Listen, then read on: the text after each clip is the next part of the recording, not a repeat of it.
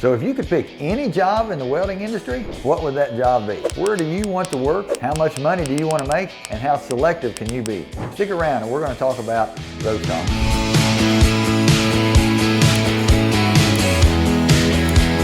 So when choosing your first welding job, my advice is don't be overly selective. It's not necessarily a take what you can get and work for minimum wage because you're a skilled welder and you have a valuable tool that people are willing to pay for, but don't set a benchmark that's so high that you sit on the couch. I once knew a young man who finished welding school, and I called him up and I had a great opportunity, and it was in his state right where he lived. And I said, this opportunity I've got for you is going to pay you $24.75 an hour. And this is going to be pretty much the first welding job this guy was going to have right out of welding school. And he said, no, I can't do that. And I asked him, well, why not? And he said, well, my bench is 25 and I'm too good. I'm not going to work for anything under $25 an hour.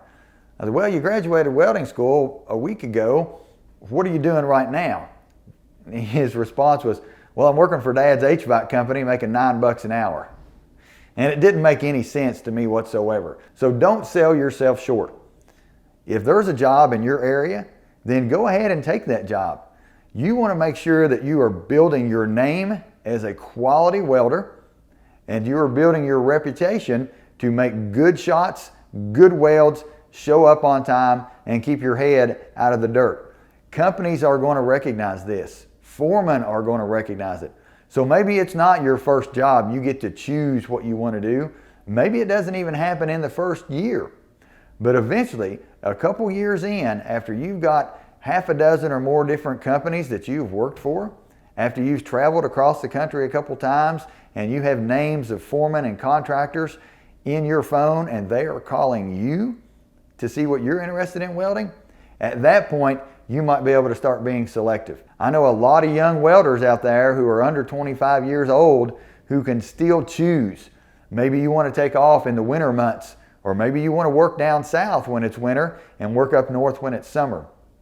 Maybe you want to take off during the summer so you can go ride four-wheelers or work on your family farm bush hogging or baling hay.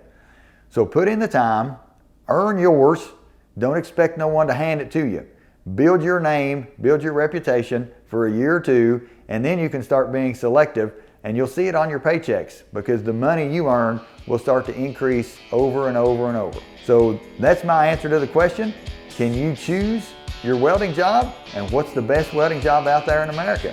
It varies from state to state and from year to year in your career. So hopefully you guys like this video. We'll be putting out more videos on our YouTube channel, so subscribe to that. And also check out our website. We have links and we also have shop for clothing and a virtual tour. Until next time, see you there.